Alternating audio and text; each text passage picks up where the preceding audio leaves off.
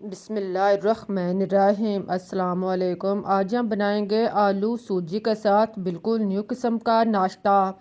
इसको आप स्कूल में बच्चों को बनाकर दे सकते हैं, मेहमानों के लिए तैयार कर सकते हैं। बहुत ही मज़ेदार और आसान रेसिपीस है।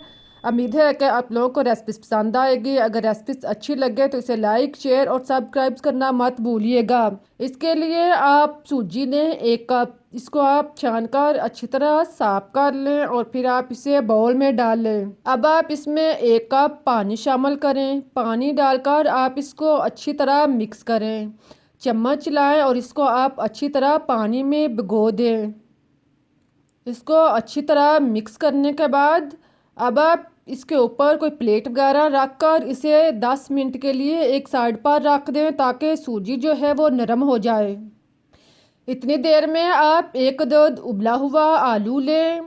इसको आप क्रश कर लें या कुचल लें। आलू अगर छोटा है तो आप एक की जगह 2 भी इस्तेमाल कर सकते हैं। आलू को आप अच्छी तरह कुचल लें, नरम कर लें।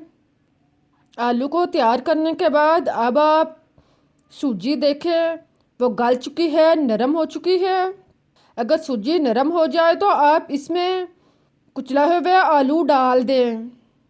आलू डालकर आप इसमें सुरख मिर्च कुटी हुई 1 चम्मच शामिल कर लें। हल्दी पाउडर 1 चम्मच डाल लें। नमक टेस्ट के मुताबिक डाल लें। अजवाइन 1 चम्मच शामिल कर लें। अदरक 1 इंच का टुकड़ा और 2 से 3 हरी मिर्च, इसको आप कूट लें, इसको बारीक कर लें। फिर आप इसमें हरा धनिया फ्रेश कटा हुआ डालें। हरे धनिए के आप पत्ते उतार कर इसमें शामिल करें। सख्त टहनियाँ जो हैं वो आप अलग कर लें। इन सारी चीज़ों को डालने के बाद आप इसको अच्छी तरह मिक्स करें। मसाला जात और सूजी को आप अच्छी तरह मिक्स कर लें। सारी चीज़ों को अच्छी तरह मिक्स करने के बाद फिर आप इसमें आटा 1 प्याली शामिल करें। आटा डालकर आप इसको मिक्स करें।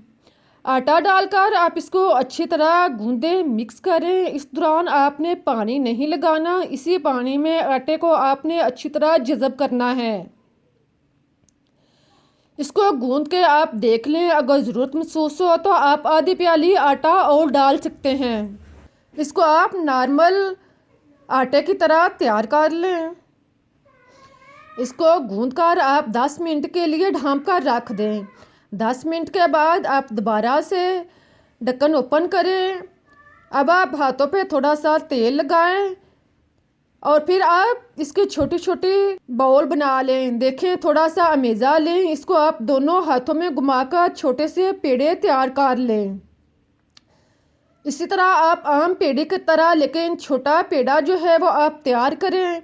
इधर कुछ पेड़े हमने तैयार किए हैं, बाकी पेड़े भी आप इसी तरह तैयार कर लें। इस तरह के पेड़े तैयार करने के बाद अब आप एक पेड़ा लें, इसको आप बेल लें। बेलने से पहले आप इसके गिर्द थोड़ा सा खुश्क आटा लगा लें ताकि बेलने में आसानी हो, ये साथ चिपके नहीं। अब आप इसे हाथ की उंगलियों की मदद से फैलाकर थोड़ा सा बेल लें और फिर आप इसे बेलने के साथ बेलते जाएं।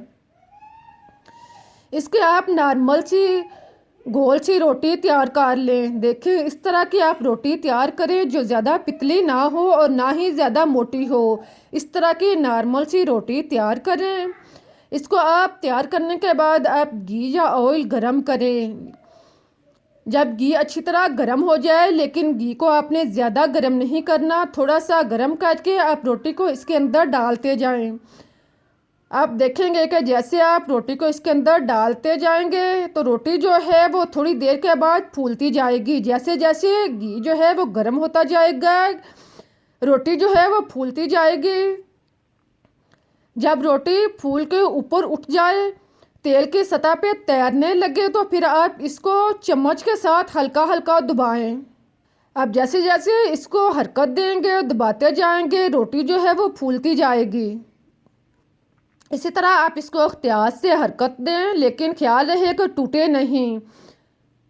जब ये अच्छी तरह फूल जाए और एक साइड से ब्राउन हो जाए तो आप इसकी साइड चेंज करें और दूसरी साइड से भी आप इसको ब्राउन कर लें। देखें, इस तरह दोनों साइड से ब्राउन करने के बाद आप इसको निकाल लें। अब देखें कितनी अच्छी फुली हुई रोटी जो है वो तैयार हुई है। इसी तरह आप बाकी रोटियां भी एक एक करके डालते जाएं और इसको आप फ्राई करते जाएं।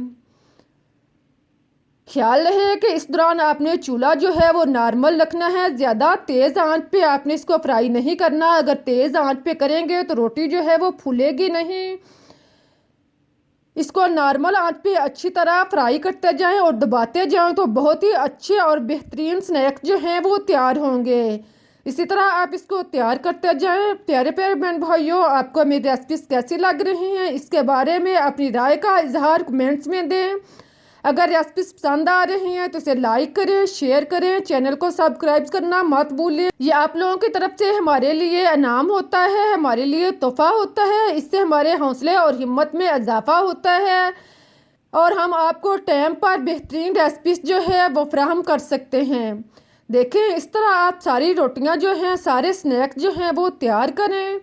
इनको तैयार करने के बाद अब आप इसको मज़े से नोश फरमाएं। आप देखें कितने अच्छे स्नैक्स तैयार हुए हैं। आप इसको चाय के साथ, चटनी के साथ खुद खाएं, बच्चों को दें, मेहमानों को दें। जो भी खाएगा वो आपसे इसकी रेसिपीज ज़रूर पूछेगा। मुझे इजाज़त दें, फिर मिलते हैं एक नई और मज़ेदार रेसिपीज़ के साथ। तब तक के लिए अल्लाह हाफिज़। इस दुआ के साथ कि जहाँ भी रहें खुश रहें, आबाद रहें, हंसते मुस्कुराते रहें।